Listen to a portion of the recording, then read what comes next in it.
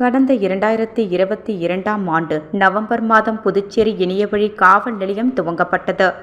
இதுவரை 400க்கும் மேற்பட்ட முதல் தகவல் அறிக்கை பதிவு செய்யப்பட்டுள்ளது.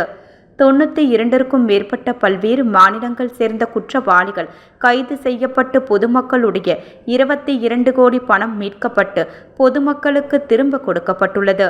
கடந்த 3 ஆண்டுகளில் பொதுமக்களிடம் இருந்து தொலைந்து போன அல்லது தவறவிட்ட 1700 மொபைல் போன்கள், 2.5 கோடி ரூபாய் மதிப்புள்ள செல்போன்கள் பொதுமக்களிடம் ஒப்படைக்கப்பட்டுள்ளது. 350க்கும் மேற்பட்ட விழிப்புணர்வு கருத்தரங்குகள், கூட்டங்கள் நடத்தப்பட்டுள்ளது.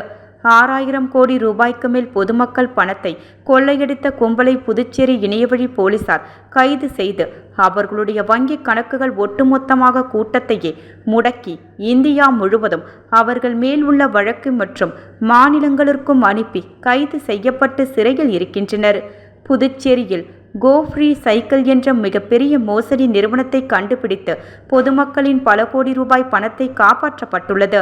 4,50,000 ரூபாய் கட்டினால் மாதத்திற்கு 52,000 ரூபாய் தருகிறோம் என்று சொல்லி 30 கோடி ரூபாய்க்கு மேல் பொதுமக்களிடம் பணத்தை வசூல் செய்து மேலும் பல ஆயிரம் கணக்கான மக்கள் அதில் பணம் செலுத்தி ஏமாறல் இருந்த பொழுது தக்க சமயத்தில் இணையவழி போலீசார் அதை கண்டுபிடித்து நடவடிக்கை எடுத்ததால் பொதுமக்களுடைய பல கோடி ரூபாய் பணம் இழப்பிலிருந்து தப்பித்து உள்ளனர்.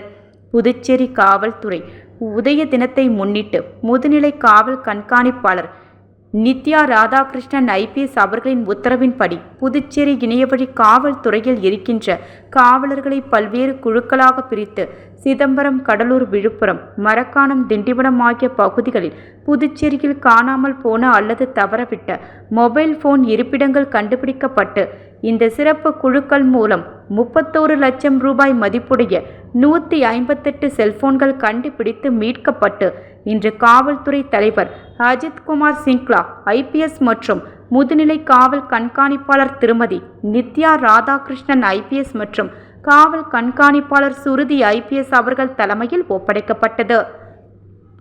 இந்த செல்போன் ஒப்படைப்பு நிகழ்வில் 200க்கும் மேற்பட்ட பொதுமக்கள் கலந்து கொண்டனர்.